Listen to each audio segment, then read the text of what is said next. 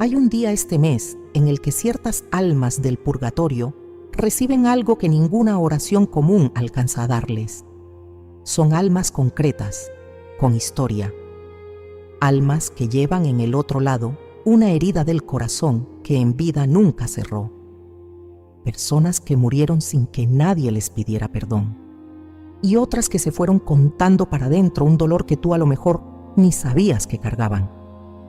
Ese día es el viernes 12 de junio. Y Santa Teresa de Jesús lo vio con sus propios ojos, en una hora de oración que ella misma no supo describir del todo. Vio cómo el Sagrado Corazón de Jesús se inclinaba sobre esas almas y hacía con ellas algo distinto. Tal vez en este momento estás pensando en alguien, un padre, una madre, un hermano, alguien que se fue contigo todavía cargando algo que ustedes dos nunca llegaron a hablar. Y hay una pregunta que llevas dentro y que jamás te has atrevido a hacer en voz alta. ¿Descansa de verdad? Esa pregunta tiene respuesta, y Santa Teresa de Jesús la encontró en lo que el Señor le mostró sobre este día concreto del calendario carmelita. ¿Quién es ese difunto tuyo que crees que se fue con el corazón sin terminar de sanar? Escribe su nombre ahora mismo en los comentarios. Ese nombre va a ser ofrecido junto con los nuestros, en una intención común cuando llegue el 12. Lo que vas a escuchar a partir de este instante no se cuenta en cualquier sitio del año. Se ha guardado para ti exactamente ahora, justo antes del próximo viernes 12. En el convento de San José de Ávila, una mañana de junio de 1572, Santa Teresa de Jesús dejó por escrito una observación que pocas de sus hijas espirituales entendieron en aquel momento. Dijo que había días del año en los que el cielo se inclina con más peso sobre la tierra, y que esos días pueden contarse con los dedos de una mano. Esa inclinación tiene su origen en la propia Iglesia, guiada por el Espíritu Santo, que ha ido marcando el calendario con fiestas que abren puertas reales. Puertas, ventanas hacia lo que la doctora Carmelita describió en sus escritos como el costado herido del Señor. El viernes 12 de junio de este año es uno de esos días. La solemnidad del Sagrado Corazón de Jesús. Una fiesta móvil que cambia cada año porque depende de la Pascua. Se celebra el viernes posterior al segundo domingo después de Pentecostés, justo 8 días después del Corpus Christi. Y este año, en 2026, la fecha cae en un viernes de pleno verano, el 12. Eso pesa. Pesa porque la liturgia católica no funciona como teatro vacío.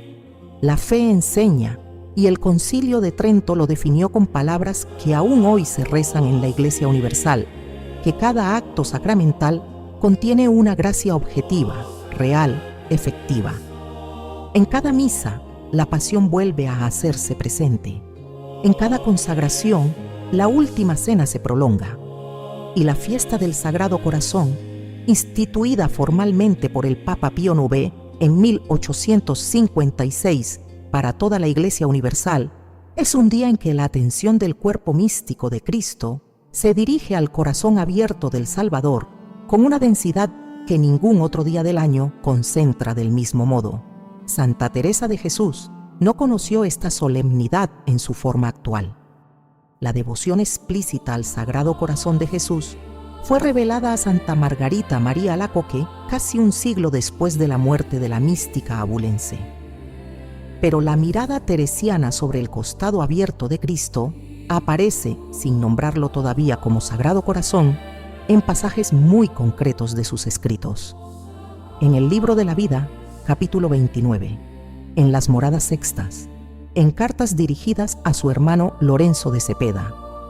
Ella ya intuía algo que la Iglesia tardaría 2 siglos en formular como devoción universal, que del corazón herido del crucificado brota una corriente con horarios y con fechas, y que cuando llega la fecha, lo que estaba reservado se entrega. ¿Por qué un viernes? La tradición católica lo explica desde Tertuliano, en el siglo II, hasta los grandes místicos del siglo XX. El viernes es el día de la cruz. el día en que el costado de Cristo fue abierto por la lanza del soldado romano, el día en que, según el Evangelio de San Juan, capítulo 19, salió sangre y agua. Desde entonces, el viernes ha sido el día en que la Iglesia Universal recuerda con particular intensidad ese momento exacto, esa hora exacta, ese gesto exacto de la lanza atravesando el costado de un cadáver para confirmar la muerte y para abrir, sin saberlo el soldado, la fuente de los sacramentos.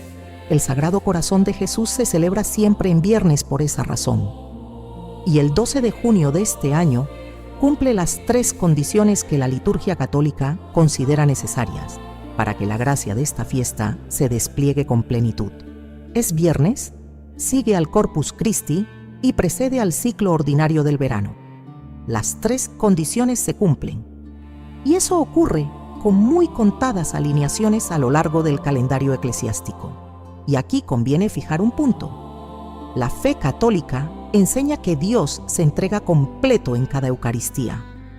La presencia de Cristo bajo las especies consagradas es íntegra siempre, en cada hostia, en cada misa válidamente celebrada. Eso es doctrina firme. Lo que cambia con las solemnidades litúrgicas se produce en el lado humano, en la Iglesia que se prepara para recibir, en la atención que el cuerpo místico presta al misterio celebrado cada día. Cuando millones de fieles concentran su atención en el corazón de Cristo el mismo día, a la misma hora litúrgica, con las mismas oraciones aprobadas, se produce un canal de tal anchura que las almas del purgatorio acceden a beneficios que en otros días les llegarían con cuentagotas. Santa Teresa de Jesús lo intuyó, lo describió sin tener todavía nombre para la devoción, con imágenes propias del castellano de su tiempo. Habló del costado del Señor como fuente que emana, en eco del Evangelio de Juan. Y en su contemplación, esa fuente del costado tenía direcciones, tenía destinatarios concretos. Había en lo que la santa veía durante la oración una orientación particular de esa corriente hacia un grupo definido de almas. Almas con una característica común. Almas a las que la Iglesia ordinaria, con sus sufragios generales por los difuntos, alcanza a tocar de manera limitada, sin la profundidad que esas almas necesitan. Aquí es donde la pregunta del título cobra todo su sentido. ¿Por qué el Sagrado Corazón de Jesús santifica a estas almas el 12 de junio? La respuesta tiene capas. La primera capa es la del calendario y es la que acabamos de ver. La corriente del costado entrega su fuerza completa solo una vez al año, y este año esa fecha cae en el viernes 12. La segunda capa, mucho más íntima, es la pregunta de quiénes son exactamente esas almas concretas que reciben la santificación. Y la tercera, todavía más íntima, es qué acción específica realiza el corazón herido sobre ellas, porque la palabra santificar tiene un peso que la palabra rezar no tiene. Y hay algo que la mística abulense dejó anotado en su contemplación, como una advertencia para quienes leyeran sus papeles después de su muerte. Una observación sobre quiénes son exactamente esas almas. Sin esa observación, el 12 de junio pierde su densidad y se vuelve un día más del calendario. La observación que Santa Teresa de Jesús dejó en su contemplación tiene que ver con una palabra que se repite en sus moradas sextas, casi como un latido, la palabra herida. La doctora carmelita habla de heridas en muchos pasajes de sus escritos, con sentidos que varían según el contexto. A veces se refiere a la herida del alma enamorada de Dios, esa que ella misma experimentó en la transverberación que aparece en el capítulo 29 del Libro de la Vida. Pero hay otro tipo de herida, menos explorado por los comentaristas, que aparece sobre todo en sus cartas y en algunos pasajes de las fundaciones. Una herida que la santa describe como propia de almas concretas, de personas que vivieron entre los muros del convento y también fuera de él. Una herida del corazón humano en sentido cotidiano, distinta de la mística que ella conoció. La que deja la traición, la que deja el abandono, la que deja una vida entera de no haber sido vista por nadie. Estas almas son las que reciben la acción especial del Sagrado Corazón de Jesús el 12 de junio. Cuando la mística abulense escribía sobre el costado de Cristo, distinguía con cuidado entre los frutos que el sacrificio eucarístico produce sobre cualquier alma del purgatorio y los frutos que produce sobre las almas que llegaron al otro lado cargando una herida sin sanar. La diferencia, en sus propias contemplaciones, era clara. La misa ordinaria alivia, purifica, acerca el alma a la visión beatífica. Eso ocurre con toda alma del purgatorio que recibe sufragios. La acción del Sagrado Corazón de Jesús en su solemnidad propia opera sobre un grupo más restringido. Las almas que llegaron a la otra vida con el corazón sin cicatrizar. ¿Quiénes son? Conviene describirlas con detalle, porque entre los tuyos puede haber personas que entran exactamente en este grupo, sin que tú lo sepas. Primero, las almas de quienes vivieron una traición grave y murieron sin haberla podido hablar con la persona que los traicionó. Un hijo que descubrió, ya adulto, una verdad familiar que su padre jamás le confesó. Una esposa cuyo marido la engañó durante años y aunque ella perdonó en su corazón, jamás recibió de él una palabra de reconocimiento. Un hermano que sufrió por culpa de otro hermano una calumnia que duró toda la vida. Personas así llegan al purgatorio con una huella ajena clavada en el corazón. Esa huella, según la contemplación teresiana, requiere una acción específica que solo el corazón de Cristo realiza. Segundo, las almas de quienes pasaron sus últimos años en soledad profunda. La soledad estructural, prolongada, esa de personas mayores que vieron morir uno a los suyos o que tuvieron familia y la familia las olvidó. Mujeres y hombres que se acostaron muchas noches sin haber hablado con nadie en todo el día, que llegaron a creer, en algún momento, que ya nadie en el mundo recordaba siquiera su nombre. Estas almas cargan, al pasar al otro lado, una herida que ningún sacramento alcanza a tocar del todo en vida, porque la herida llegó por acumulación silenciosa. Tercero, las almas de quienes amaron mucho a alguien que jamás les correspondió. Mujeres y hombres que entregaron 20, 30, 40 años de su vida a un esposo, a un hijo, a un padre que jamás les devolvió con la misma medida lo que ellas dieron. Mujeres especialmente, porque la historia las ha hecho cargar más este tipo de entrega. Mujeres que sostuvieron una casa, una familia entera, mientras alguien al lado las trataba como muebles. Esposas que enterraron sus ilusiones poco a poco, sin armar escándalo, sin pedir nada, hasta el día en que las metieron a ellas en la sepultura. La doctora Carmelita conocía bien este tipo de alma. Tuvo a sus pies, en el locutorio del convento, a muchas mujeres así, viudas o casadas que iban a confiarle sus pesos, y ella sabía que esa herida del amor no correspondido, sin sanación de la gracia en vida, queda viva al otro lado. Cuarto, las almas de quienes murieron sin recibir una palabra de perdón que necesitaban. Ese padre al que un hijo nunca quiso volver a hablar. Esa madre con quien una hija discutió y ya nunca volvió a hacer las paces. Ese amigo al que una palabra mal dicha rompió el vínculo de 40 años. Personas que se llevaron a la tumba la herida de un perdón que esperaron y nunca llegó. La mística abulense escribió en una carta y a su hermano Lorenzo que el corazón humano sana las heridas pequeñas por sí solo, pero las grandes, las del perdón no recibido sobre todo, solo se cierran con la sangre del costado. Y quinto, una categoría que la santa subrayaba con especial preocupación: las almas de quienes en vida jamás pudieron contar a nadie un dolor profundo. Personas que cargaron en silencio un sufrimiento secreto durante toda su existencia. Una hija que sufrió abusos en su infancia y jamás se atrevió a decir. Un hombre que vivió con una culpa antigua sin atreverse a confesarla. Una mujer que perdió un hijo y nadie a su alrededor entendió la magnitud de ese duelo. Personas que llegaron al final con una herida del corazón que ningún ser humano supo nunca que cargaban. La oración común por estas almas choca contra un muro. Nadie reza por la herida concreta porque nadie la conoce. Y la herida sigue ahí, en la otra vida, hasta que un día del año la corriente del costado se inclina y la toca. El viernes 12 de junio es ese día. Lo que Santa Teresa de Jesús encontró en su oración fue precisamente esto: las 5 categorías de almas que el Sagrado Corazón de Jesús santifica con particular intensidad este día. Pero queda otra pregunta más fuerte: la pregunta de qué hace exactamente el corazón con esas almas cuando llega el viernes. Porque santificar tiene un sentido teológico preciso, distinto de aliviar, de rezar, de acompañar. Santificar en lenguaje teológico estricto significa hacer santa a un alma.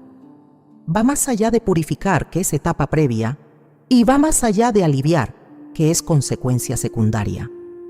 Santificar es la palabra que la Iglesia usa para describir el acto por el cual una criatura recibe en sí la plenitud de la vida divina, queda capacitada para la visión beatífica y entra en participación real con la santidad de Dios. Es el verbo que aparece en el Padre Nuestro: santificado sea tu nombre. Es el verbo de la doxología final de la misa: por Cristo, con Él y en Él, te sean dados todo honor y toda gloria. Y es el verbo que la mística abulense usaba con un peso muy particular cuando describía lo que el corazón de Cristo hacía con las almas heridas que llegaban a su costado. El corazón de Cristo hacía con ellas algo más profundo que aliviarlas: las santificaba. Y la primera acción de esa santificación, según las contemplaciones recogidas por Santa Teresa de Jesús, en sus moradas y en sus cartas, era una acción identificable que ella misma había experimentado en su alma durante años de oración. La primera acción del Sagrado Corazón de Jesús sobre las almas heridas del 12 de junio es esta: las consuela. Conviene detenerse en esta palabra. Consolar, en el latín que la doctora carmelita estudió desde joven, viene del verbo consolari, estar con alguien en su soledad, acompañar el dolor desde dentro, sentarse al lado del que sufre sin pretender resolverle el problema, sin darle lecciones, sin medirle el tiempo de su pena. La consolación es la primera cosa que un alma herida necesita y casi siempre es la última que el mundo le da. Las almas que llegan al purgatorio con una herida del corazón sin sanar arrastran una carencia muy particular. En vida, esa herida quedó sin reconocimiento, sin compañía, sin gratitud, sin perdón, sin escucha. Esas almas pasaron al otro lado con una sed específica: la sed de ser, por fin, miradas en su herida, nombradas en su herida, abrazadas en su herida. El día del Sagrado Corazón de Jesús, esa sed encuentra agua. Santa Teresa de Jesús describió esta acción del corazón con una imagen que aparece, casi de pasada, en uno de los pasajes más conmovedores de las moradas sextas. Habla del alma como de una criatura que ha caminado mucho por desiertos y de pronto encuentra una fuente. La fuente, abierta y dispuesta, deja beber al alma sin preguntarle de qué desierto viene ni exigirle explicaciones por su sed. La fuente simplemente está y deja que el alma beba. Así describe la santa el primer encuentro del alma herida con el corazón abierto de Cristo, como una llegada a una fuente que la estaba esperando. Aquí ocurre algo que conviene contemplar despacio, porque el corazón de Cristo, según la teología católica más sólida, es el corazón real, físico y glorioso del Hijo de Dios encarnado, ahora vivo y resucitado a la diestra del Padre. Cuando la liturgia del 12 de junio dirige la atención del cuerpo místico a ese corazón concreto, se produce un movimiento real desde el corazón mismo de Cristo hacia las almas que están en el purgatorio, un derrame de consolación que llega hasta donde nadie había llegado antes. Las almas del primer grupo, las traicionadas, sienten por fin el reconocimiento de su herida. El Señor las mira y comprende lo que vivieron. comprende antes que cualquier juicio el peso de lo que cargaron. Y esa comprensión, sin palabras, sin oraciones complicadas, ya es santificadora. Porque el alma traicionada que en vida nunca recibió reconocimiento, recibe en ese instante el reconocimiento del único cuya mirada cuenta de verdad. Las almas del segundo grupo, las solitarias, encuentran por fin compañía. El corazón de Cristo se inclina sobre la celda interior de cada una de ellas, esa celda que durante años acumuló silencios y la llena de presencia. Una presencia distinta de la presencia humana que les faltó. Una presencia que entiende cada uno de los días en que comieron solas, en que se acostaron sin haber hablado, en que sintieron que su nombre ya no le importaba a nadie. Y al llenar esa celda, el corazón de Cristo cumple la promesa del Evangelio. Cuando estuve solo, vosotros me acompañasteis.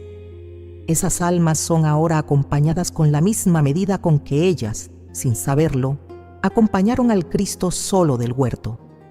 Las almas del tercer grupo, las que amaron sin ser correspondidas, encuentran el primer amor recíproco de toda su existencia. El corazón herido reconoce en ellas el amor entregado y no devuelto, y lo devuelve con creces. Toda la entrega de aquella esposa que aguantó 40 años junto a alguien que la trataba como mueble, vuelve ahora, transformada en luz, hacia el alma de esa esposa. Toda la dedicación de aquella madre, cuyos hijos jamás le agradecieron, vuelve. Todo el amor entregado por aquel padre, a quien sus hijos despreciaron, vuelve. Y vuelve concentrado, multiplicado, encendido en la consolación del corazón que nunca se queda en deuda. Esa consolación tiene un efecto inmediato en el alma. La doctora carmelita describió ese efecto como un quitar peso, como cuando alguien lleva años cargando una mochila de piedras y de pronto otra persona se la quita de los hombros. El alivio físico que el alma experimenta es tan grande que, según la santa, las propias almas sienten que algo dentro de ellas se afloja, se asienta, descansa por primera vez desde antes de morir. Pero la consolación es solo la primera acción. La segunda viene después, y esa segunda es de naturaleza distinta, porque consolar y curar son cosas que se siguen pero que no se confunden. Y el corazón de Cristo, después de consolar la herida, hace algo todavía más profundo: la cicatriza. Esa cicatrización es lo que conviene mirar a continuación, porque ahí ocurre algo que la mística abulense vio una vez y que la dejó sin palabras durante días. Hubo una noche en el convento de la Encarnación, hacia el año 1559, que Santa Teresa de Jesús dejó descrita con palabras que casi 4 siglos después aún siguen estremeciendo a quien las lee. Estaba ella en oración, en la pequeña celda que ocupaba antes de la reforma de los carmelitas descalzos, cuando vio acercarse a su lado un ángel pequeño, hermosísimo, con un dardo de oro largo en la mano cuya punta de hierro parecía cargada de fuego. El ángel le metió ese dardo por el corazón algunas veces, y al sacarlo, ella quedó toda abrasada en amor grande de Dios. Eso dejó escrito, casi con esas mismas palabras, en el capítulo 29 del Libro de la Vida. Ese pasaje se conoce como la transverberación. Es una de las experiencias místicas mejor documentadas de la historia espiritual de la Iglesia. Bernini la inmortalizó en la Capilla Cornaro de Santa María de la Vittoria, en Roma, donde aún hoy puede verse al ángel inclinado sobre el rostro de la santa, con esa expresión que mezcla el dolor agudo con la dicha más profunda. Pero detrás de la imagen famosa hay una verdad teológica que conviene rescatar para entender lo que ocurre con las almas heridas el 12 de junio. La transverberación enseñó a la mística abulense una cosa que ningún libro ni ningún sermón le había explicado antes. Le enseñó que el corazón de Cristo cura las heridas del alma a través de una herida propia. La punta de fuego del dardo, según ella misma describió en sus moradas, atravesaba el corazón dejándolo marcado con una señal nueva que ya no volvía a abrirse del mismo modo. una cicatriz hecha de fuego y de amor, una marca dorada en el lugar exacto donde antes había una llaga. Esta es la segunda acción del Sagrado Corazón de Jesús sobre las almas heridas el 12 de junio, las cicatriza. Conviene entender la diferencia entre consolar una herida y cicatrizarla. Consolar es estar al lado, comprender, acompañar. Cicatrizar tiene otro alcance. Cicatrizar es reorganizar el tejido del alma para que la herida deje de sangrar, deje de doler con el dolor antiguo y se convierta en una marca distinta. La cicatriz sigue siendo huella de lo que pasó, sigue siendo testimonio de la herida. Pero ahora ese testimonio se lleva cerrado, sellado por una sustancia nueva. Y en el caso de las almas que el corazón de Cristo cicatriza, esa sustancia nueva es la sangre del costado. La doctora Carmelita describió este proceso a lo largo de las moradas sextas con imágenes muy concretas. Habló del alma herida como de una tierra que el Señor labora hasta dejarla fértil. La comparó con una morada interior cuyos muros, antes agrietados por el sufrimiento, quedan recubiertos por dentro con un revestimiento nuevo. Y la describió como una llaga que el médico divino cura con manos que conocen el peso exacto de cada sutura. Cada una de estas imágenes apunta a lo mismo.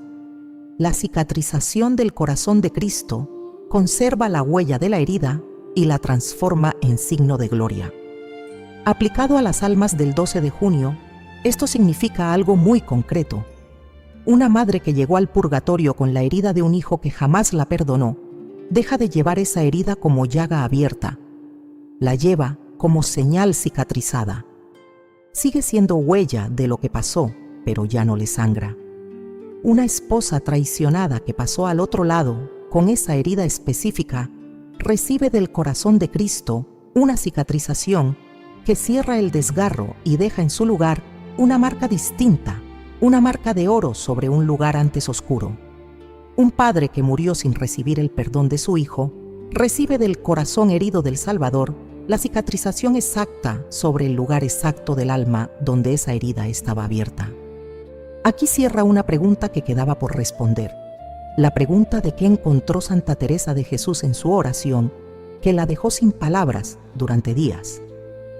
Lo que encontró fue precisamente esto, que el dardo de fuego que ella había sentido en su propio corazón durante la transverberación se ofrecía también, en su versión propia del purgatorio, a cada alma herida que llegaba al otro lado cargando una llaga sin cerrar. La transverberación, vivida por la mística como gracia extraordinaria, se entrega a las almas heridas como acción ordinaria del corazón de Cristo en la solemnidad de su fiesta. El 12 de junio de este año es ese día. ¿Qué ocurre exactamente en el instante de esa cicatrización? La doctora Carmelita describió 3 efectos que se producen casi al mismo tiempo en el alma que recibe esa acción. El primer efecto es el cese del dolor antiguo. La herida deja de doler con el dolor que tenía en vida y al comienzo del purgatorio. El alma siente casi físicamente que algo se acomoda en su interior, como un hueso roto que vuelve a su sitio después de mucho tiempo. El segundo efecto es la transformación de la memoria. La memoria de la traición, de la soledad, del amor no correspondido, sigue ahí, pero deja de ser memoria de derrota y pasa a ser memoria de redención. El alma recuerda lo que pasó, sin embargo lo recuerda con paz. Y el tercer efecto, quizá el más sorprendente, es la aparición en el alma de una capacidad nueva, la capacidad de orar por quienes la hirieron en vida, una capacidad que en vida no tenía, una capacidad que solo aparece cuando la cicatrización está completa. Estos 3 efectos ocurren en cascada en el alma cicatrizada y preparan el terreno para la tercera acción del corazón, porque consolar y cicatrizar son acciones que sanan al alma en lo que ya tiene. La tercera acción la lleva todavía más arriba, a un lugar nuevo, a un estado nuevo, a un grado de gloria que esa alma nunca había imaginado posible. Esa tercera acción es lo que conviene mirar ahora. la tercera acción del Sagrado Corazón de Jesús sobre las almas heridas. El 12 de junio tiene un nombre que la doctora Carmelita usó con un peso muy específico en sus escritos. La acción se llama coronar. Y en lenguaje teresiano, coronar significa elevar al alma a un grado de gloria que sin esa acción nunca habría alcanzado. Santa Teresa de Jesús enseñó, sobre todo en las moradas séptimas, que en el cielo hay grados de gloria distintos para cada alma, según la medida del amor con que respondieron a la gracia en vida.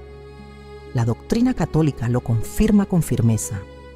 El Concilio de Florencia, en 1439, definió que las almas que llegan al cielo después de purificadas reciben la visión beatífica, pero cada una según una capacidad propia.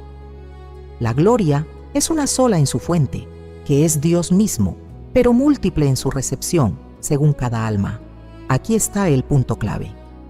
Las almas heridas que llegaron al purgatorio con una llaga sin sanar, entraban en la otra vida con un alma incompleta, sin culpa propia, incompleta porque la herida les había impedido desarrollar todas las virtudes que el Espíritu Santo quiso poner en ellas. Una mujer traicionada por su marido pudo haber desarrollado una capacidad de amor mucho más grande si esa traición no la hubiera bloqueado por dentro. Un hijo abandonado por su padre pudo haber sido una persona mucho más libre si esa herida no le hubiera marcado el carácter durante toda su existencia. Una mujer que se llevó a la tumba el dolor de un abuso sufrido en la infancia pudo haber florecido en muchos planos del alma que esa herida mantuvo cerrados. El corazón de Cristo, en el día de su solemnidad propia, hace algo más que consolar y cicatrizar esas heridas. Las corona. Coronar en este contexto significa darle al alma la gloria que la herida le había impedido alcanzar en vida. Significa restituirle el grado de santidad que el sufrimiento injusto le quitó. Y, por encima de todo, significa elevarla al grado de gloria que el Padre había soñado desde toda la eternidad para ella, mantenido en suspenso por la herida durante años. Esa es la coronación del Sagrado Corazón de Jesús. Y aquí ocurre algo que la mística abulense recogió en pasajes que conmueven cada vez que se vuelven a leer. La santa describió la coronación como un acto en el que el corazón de Cristo entrega al alma el equivalente espiritual de todo lo que le fue robado en vida. Le devuelve el amor que no recibió, la compañía que le faltó, el perdón que esperó y nunca llegó, la palabra que nadie le dijo. Todo esto se lo entrega con tal intensidad que el alma en ese instante queda elevada a un grado de gloria que muchas almas que nunca conocieron la herida no alcanzarán jamás. La doctora Carmelita escribió en una de sus cartas a su hermano Lorenzo, en 1575, una frase que conviene recordar. Las almas más rotas, una vez cosidas por el corazón, brillan en el cielo con la luz que el oro saca de las grietas. La imagen es exacta. La herida cicatrizada queda visible en la gloria como luz nueva. Se ilumina. Se convierte en el rasgo más luminoso del alma. Y por eso las almas heridas, una vez coronadas por el corazón de Cristo, ocupan en el cielo un lugar que las almas sin herida no pueden ocupar. Hay un detalle teológico importante. La coronación no anula el purgatorio. Las almas coronadas el 12 de junio siguen, después de ese día, en el estado de purificación que la justicia divina requiere hasta que terminen de pagar la deuda de sus pecados propios. La coronación opera sobre la herida del corazón, sobre la huella ajena, sobre lo que les pasó. La purificación del purgatorio opera sobre los pecados propios, sobre lo que ellas mismas hicieron. Son dos procesos distintos que ocurren en planos distintos del alma. El corazón corona la herida. La justicia purifica el pecado. Ambos procesos siguen su curso al mismo tiempo en la misma alma. Pero la coronación tiene un efecto que conviene subrayar. Una vez que el alma ha sido coronada, el resto del purgatorio se acorta. Santa Teresa de Jesús lo explicó con una imagen del taller de costura del convento. Decía que una tela rota se cose más rápido cuando ya ha sido cicatrizada que cuando todavía sangra. El alma coronada el 12 de junio sigue en el purgatorio, pero su tiempo allí se reduce de manera notable, porque la herida que la frenaba ha dejado de pesar y solo le queda cargar los pecados propios. Y los pecados propios, cuando el alma ha sido reordenada en su raíz, se purifican mucho más rápido. Aquí queda respondida la pregunta principal de toda esta meditación. La pregunta era: ¿por qué el Sagrado Corazón de Jesús santifica a estas almas el 12 de junio? La respuesta es ahora completa. Las santifica porque hace 3 cosas con ellas que ningún otro día del año hace con la misma intensidad. Las consuela en la herida que nadie consoló en vida. Las cicatriza en la llaga que ningún sacramento alcanzó a cerrar del todo. Y las corona elevándolas al grado de gloria que la herida les había impedido alcanzar. Consuela, cicatriza, corona.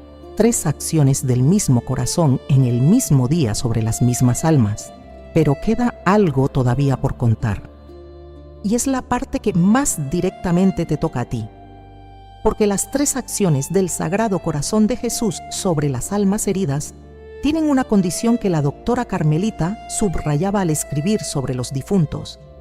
Requieren la cooperación de los vivos. El corazón actúa siempre. Pero la fuerza con que actúa el 12 de junio se multiplica cuando los vivos, los que aún caminamos por este lado, hacemos algo concreto ese día. Ese algo concreto es lo que conviene aprender ahora. El 12 de junio cae viernes. Casi todas las parroquias del mundo tendrán misa esa mañana, esa tarde o por la noche. La solemnidad del Sagrado Corazón de Jesús es fiesta de precepto en algunos países y simple solemnidad en otros, pero en todos lados hay liturgia propia, hay lecturas propias, hay oraciones propias. Y eso abre una posibilidad concreta de cooperar con las 3 acciones que el corazón de Cristo realiza ese día sobre las almas heridas. La doctora Carmelita lo enseñó con la sencillez de quien había vivido la cosa por dentro. Decía que las grandes obras de Dios pasan siempre por las manos pequeñas de los hijos de Dios.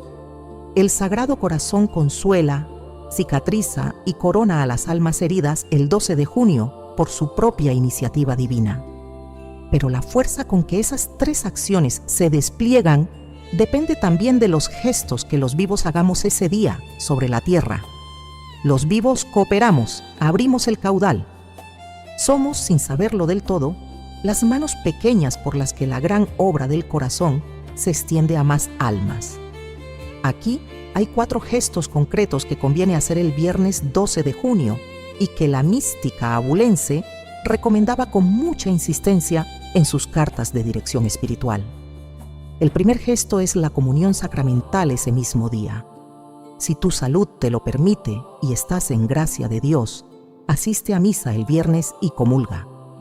La comunión del 12 de junio es, según la teología eucarística más antigua, el momento en que el cuerpo y la sangre de Cristo entran físicamente en ti y, a través de ti, alcanzan a las almas que tú llevas en intención.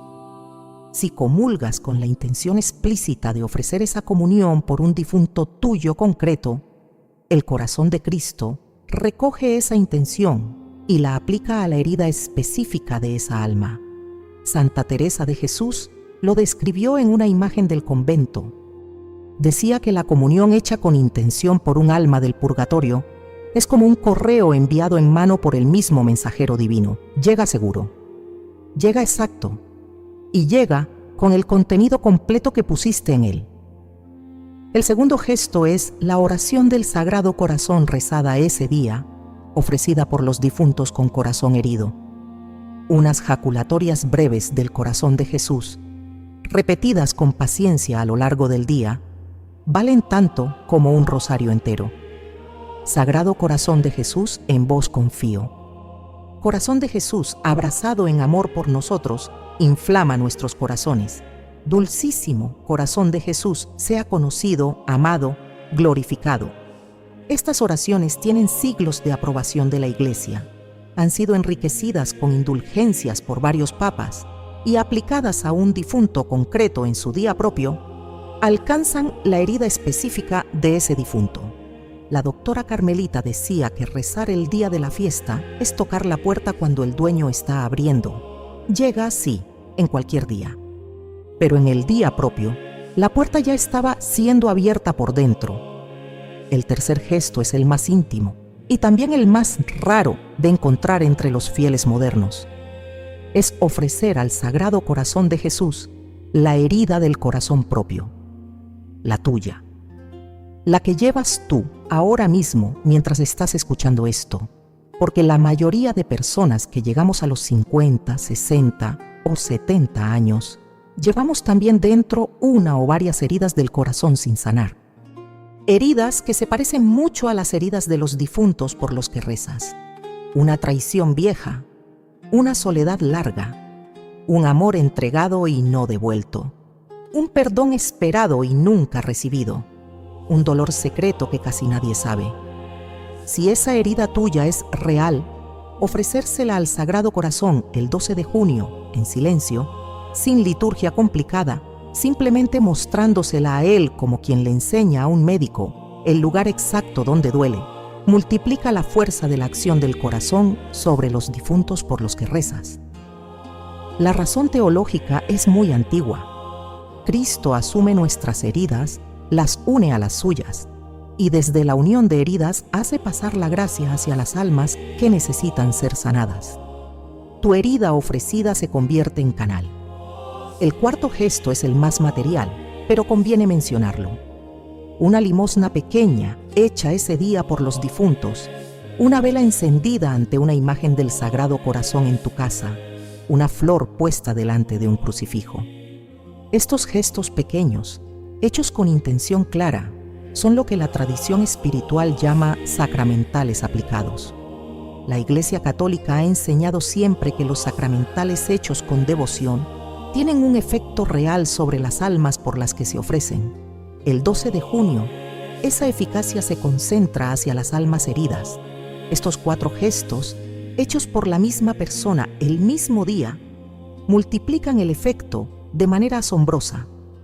La doctora Carmelita decía en sus cartas que el alma que combina comunión, oración, ofrenda de la herida propia y un sacramental pequeño en un solo día, queda convertida en lo que ella llamaba un puente entre el corazón de Cristo y el alma del difunto.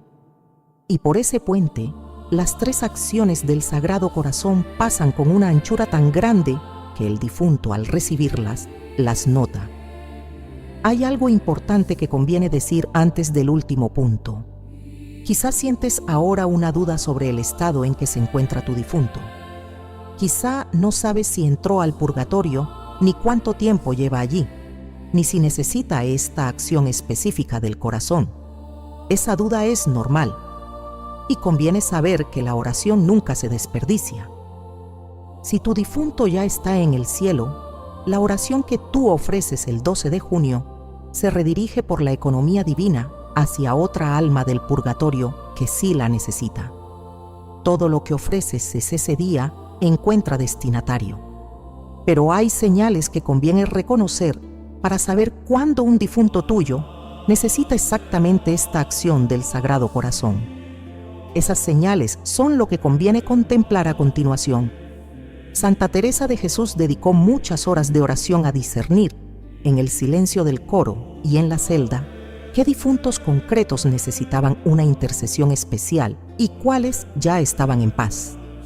La mística abulense escribió en una de sus cartas del año 1578 que el Señor le había ido enseñando, con paciencia de años, a reconocer ciertos indicios externos por los que se podía adivinar que un alma cargaba con la herida del corazón sin sanar.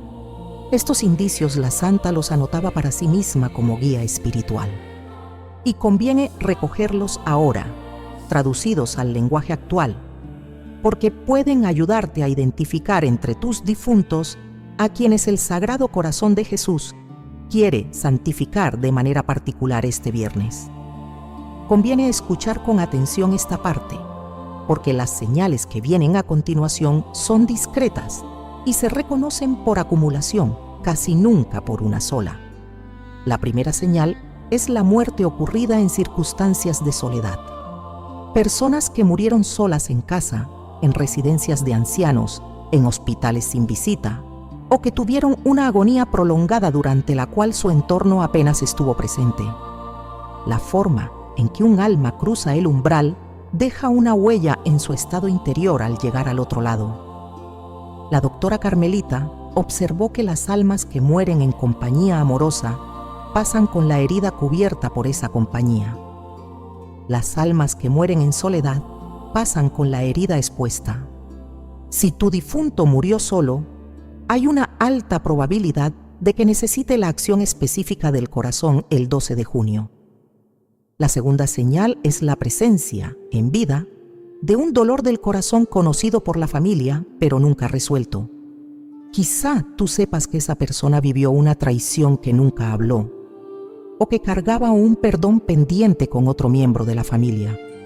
O quizá sabes que se llevó a la tumba un amor no correspondido o un duelo nunca concluido.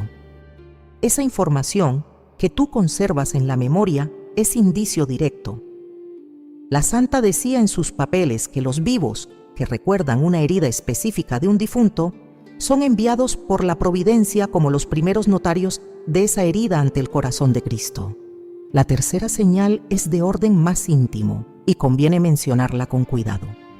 La doctora Carmelita escribió en sus moradas sextas que ciertos difuntos se hacen sentir en el alma de los vivos por medio de pensamientos recurrentes que no se van con la oración ordinaria.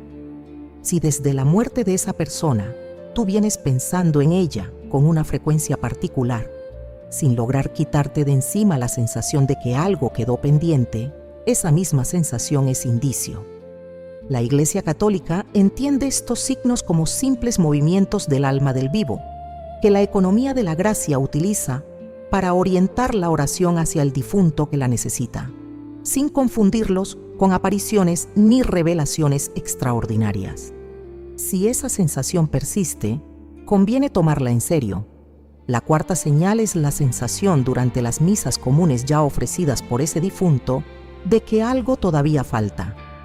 Personas que han hecho rezar misas por su difunto durante años y que sienten, sin saber por qué, que la oración no termina de aterrizar del todo. Esa sensación, que muchas veces se confunde con falta de fe, suele tener una raíz teológica precisa. El difunto cargó una herida del corazón específica que las oraciones generales por los difuntos no alcanzaron a tocar en su profundidad. La fiesta del Sagrado Corazón es exactamente el día en que ese tipo de oración encuentra su cauce. La quinta señal, que la mística abulense subrayaba con mucha insistencia, es la dirección amorosa de tu propia oración hacia ese difunto. Si entre todos tus difuntos hay uno que aparece con más fuerza en tu corazón cada vez que te pones a rezar, ese uno casi siempre es el que está pidiendo intercesión. La economía de la oración funciona con esta lógica. El Espíritu Santo orienta el amor del vivo hacia el alma que más lo necesita. Lo hace a veces con palabras, otras veces con un peso suave en el pecho, una imagen que vuelve, un recuerdo que se queda. Si al pensar en el 12 de junio ya te vino a la mente un nombre concreto, ese nombre es el indicio definitivo. Hay una sexta señal, menos frecuente pero importante.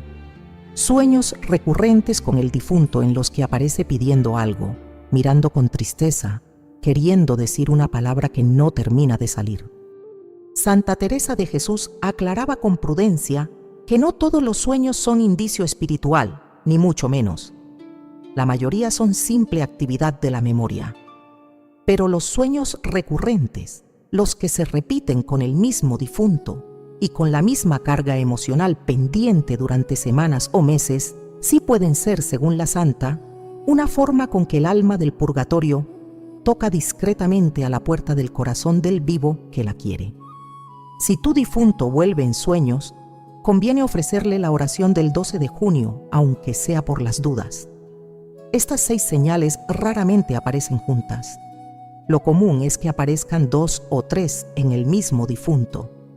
La presencia de 2 o 3 ya basta para concentrar la oración del 12 de junio en esa alma. Pero hay una pregunta más profunda que quizá ahora te ronda, sin haberla formulado todavía. La pregunta es esta: ¿qué pasa si yo no sé cuál es exactamente la herida que mi difunto cargaba? ¿Cómo puedo ofrecer al Sagrado Corazón una herida cuyo nombre concreto se me escapa? Esta pregunta tiene respuesta clara, y es una respuesta que viene del corazón mismo de la teología teresiana. Pero esa respuesta merece ser desplegada con cuidado y junto con la promesa final que el corazón de Cristo guarda para el alma viva que se atreve a confiar en Él el viernes 12 de junio. Esa promesa final y la respuesta a esa pregunta son lo que conviene mirar enseguida. La respuesta a la pregunta de qué hacer cuando no sabes exactamente cuál era la herida concreta de tu difunto es una de las cosas más bellas que la mística abulense dejó escritas sobre la oración por los difuntos. La doctora Carmelita lo formuló en una carta dirigida a la duquesa de Alba, escrita en 1577, con palabras que conviene tener bien presentes. Decía que el Sagrado Corazón de Jesús conoce el nombre exacto de cada herida de cada alma del purgatorio, aunque los vivos no lo conozcan, y que basta con ofrecerle la oración por ese difunto, sin saber qué herida cargaba, para que el corazón aplique su acción al lugar exacto que necesita. El alma viva no necesita ser experta, necesita confiar. Esto cambia todo. Significa que tú, sentada ahora donde estás escuchando esto, sin tener formación teológica especial, sin haber estudiado mística, sin saber con precisión los detalles de la vida íntima de tu difunto, puedes ofrecer el viernes 12 de junio una oración exactamente tan eficaz como la oración de un teólogo o de un sacerdote. La diferencia entre la oración eficaz y la oración estéril, en este caso, la pone la confianza con la que ofreces lo que tienes, mucho antes que tu información concreta sobre la vida íntima del difunto. Santa Teresa de Jesús lo explicó con una imagen que conviene meditar. Decía que el alma viva que ofrece oración por un difunto del que no conoce la herida concreta es como una madre que lleva a su hijo a un médico sin saber qué le duele al niño. La madre simplemente lo presenta. El médico mira, escucha, examina y descubre por sí mismo dónde está el dolor. La madre no necesita diagnosticar, necesita llevar al niño hasta la puerta de la consulta.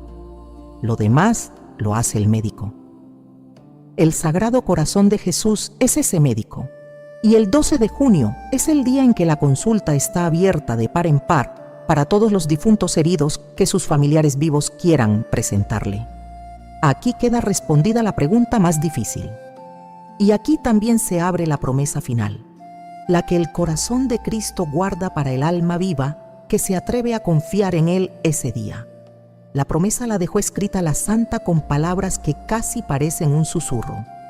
En una carta de 1578, dirigida al padre Jerónimo Gracián, su confesor durante años, escribió que el corazón de Cristo guarda, para los vivos que ofrecen una oración por sus difuntos heridos en su solemnidad propia, una gracia particular que también es de 3 niveles, 3 efectos sobre el alma viva que coopera. 3 frutos que el corazón devuelve a quien le presenta a un difunto suyo. El primer fruto es la paz interior sobre ese difunto concreto. Una paz nueva, distinta de la calma habitual, que se asienta en el corazón del vivo después del 12 de junio y que se reconoce porque la inquietud anterior por ese difunto desaparece. Tú sabes que está bien. Tú no necesitas que nadie te lo diga. Esa paz es la primera señal, en el alma del vivo, de que el corazón de Cristo ha hecho su obra en el alma del difunto. El segundo fruto es la sanación parcial de tu propia herida del corazón, la que tú ofreciste como tercera práctica el 12 de junio, junto con la oración por el difunto. Esa herida tuya, mostrada al Sagrado Corazón de Jesús ese día, recibe también algo. Aún sin alcanzar la sanación completa, que pertenece quizá al cielo, recibe un primer alivio, una primera cicatriz, un primer descanso en el lugar exacto del alma donde tú venías sintiendo dolor desde hace años. Santa Teresa de Jesús lo describió como un anticipo de la consolación que recibirás tú misma cuando llegue tu hora. El tercer fruto es el más extraordinario y conviene escucharlo con atención. La doctora Carmelita escribió que el alma viva que coopera con el Sagrado Corazón de Jesús. El 12 de junio queda inscrita en un libro particular del Corazón de Cristo, un libro de los que han presentado a sus heridos.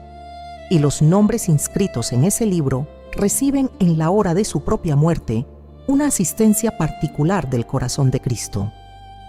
Una asistencia que tiene su raíz en la oración que tú ofreciste por tu difunto el viernes 12 de junio. La economía espiritual lo presenta así: ofrece por quien ya pasó y serás ofrecida en tu turno por aquel que hace pasar a todos. Esta es la promesa final. Una promesa concreta, identificable, antigua, con respaldo de los grandes místicos carmelitanos del siglo XVI y de toda la tradición devocional posterior al Sagrado Corazón. Y aquí conviene ver las tres acciones en una sola visión. El 12 de junio de este año, en algún lugar del cielo que no podemos describir bien con palabras humanas, el corazón de Jesús se inclinará sobre las almas heridas del purgatorio que les han sido presentadas por los vivos. Las consolará en la herida que nadie consoló. Las cicatrizará con la sangre de su costado abierto. Las coronará al grado de gloria que esa herida les había impedido alcanzar. Y al mismo tiempo, sobre la tierra, los vivos que ofrecieron esa intercesión recibirán la paz, la sanación inicial y la inscripción en el libro del corazón. Todo eso ocurrirá al mismo tiempo, sin que tú pagues nada por ello, esperando solo que tú, este viernes, levantes los ojos y entres en esa corriente. El 12 de junio cae viernes. Faltan solamente unos pocos días. Y ya nada de lo que ahora sigue cambiará lo que el corazón de Cristo está dispuesto a hacer ese día. Solo falta que tú prepares lo tuyo, que ofrezcas lo que tienes y que confíes en el médico divino que mira más profundo que tú, porque la cita está fijada y tu difunto te necesita allí. Quizá ya sientes ese peso suave en el corazón que muchas veces es la voz discreta del Espíritu Santo señalando a quién debes ofrecer esta oración. Si es así, no lo dudes, confía en lo que sientes. El corazón de Cristo te está dando ahora mismo la primera pista. Recoge lo esencial de todo lo que hemos contemplado. El 12 de junio es la solemnidad del Sagrado Corazón de Jesús. Ese día, la corriente del costado abierto de Cristo se inclina sobre un grupo concreto de almas del purgatorio. Las almas heridas, las que llegaron al otro lado cargando una llaga del corazón sin sanar. Sobre ellas, el corazón realiza 3 acciones específicas que ningún otro día del año hace con la misma intensidad. Las consuela en la herida que nadie consoló en vida. Las cicatriza con la sangre del costado, dejando en su lugar una marca de oro. Y las corona elevándolas al grado de gloria que la herida les había impedido alcanzar. Consuela, cicatriza, corona. 3 acciones del mismo corazón en el mismo día sobre las mismas almas. La doctora Carmelita lo vio, lo contempló, lo dejó anotado en sus moradas y en sus cartas. 4 siglos después, su testimonio sigue vivo en la Iglesia Católica, respaldado por los grandes místicos carmelitanos, por la devoción universal al Sagrado Corazón instituida por el Papa Pío IX en 1856, y por toda la doctrina sobre el purgatorio definida desde el Concilio de Florencia hasta los catecismos modernos. Y tú tienes ahora en tu mano 4 gestos concretos para cooperar ese día.